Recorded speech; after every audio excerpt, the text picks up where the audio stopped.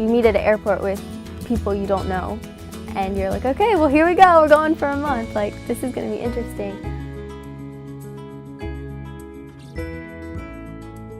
So I was really nervous going on the trip because I didn't know anybody.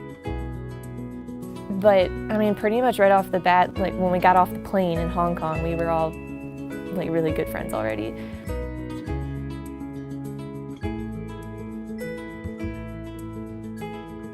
I was with Saatchi and Saatchi, and they're a big advertising agency, and we created a yearly campaign for a local shoe company. I think the hardest part was knowing that what might work in the US, Instagram, Facebook, different things like that, isn't going to work in China. I think it makes you prepared to adapt. So I think that's a great experience to have when you're going into the workforce. We had an internship while we were there for a local newspaper, and we got to see what it was like to work in a huge city in China. We ended up making a video that captured touring around Guangzhou in a day while on a budget. We scripted the whole thing, we shot it, we produced it, presented it to our editors at the end of the week, and they loved it. It was a cool opportunity to experience how the media is received and distributed in a foreign country. One of my biggest concerns was food. The first night we were in China, we all went out to eat together and we tried some really interesting food. Like, they put eel on their pizza, and they eat duck intestines, which I tried and didn't really like.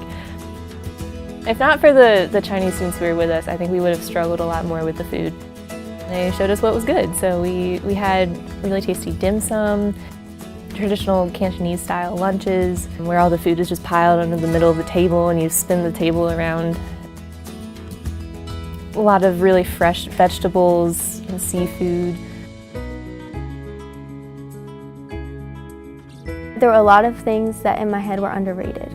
So like going to Big Buddha and seeing that, I wasn't expecting anything, and then you get there and it's just like one of the most amazing things you've ever seen. And there's so many places around the world where it's like the Eiffel Tower, everyone knows what to expect, and sometimes maybe you go there and it's like underwhelming because you've heard so much about it and it's been so like hyped up, I guess, if that's the right word.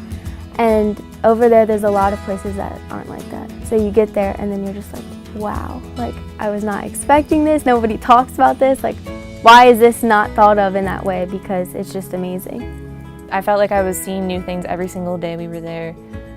You know, we'd get used to one little neighborhood, but then we'd move down the metro line to another neighborhood, and there were whole different demographics of people or different styles of food or buildings.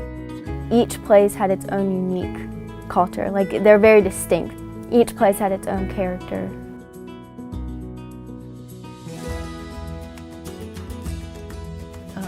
When we first got into China, we were greeted by all of these Chinese students at the university.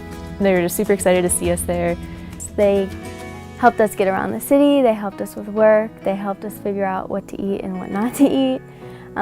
Every aspect, they lived right next to us, so whenever you had any questions, you could always go and ask them, and it made the transition a lot easier.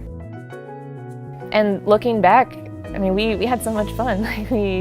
I really bonded well with every single person on that trip. You know, we all wanted to have every meal together. We didn't want to stay separated in our little work groups. We wanted to come together at the end of the day and have dinner, or, you know, just hang out.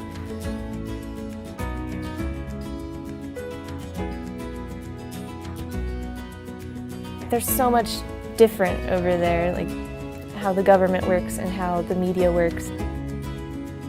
But at the same time, when you get to know people, even from different cultures, they still struggle with the same issues, they still care about the same things. And so wherever you go, you're going to find people who you can relate to, but you can also learn new things from.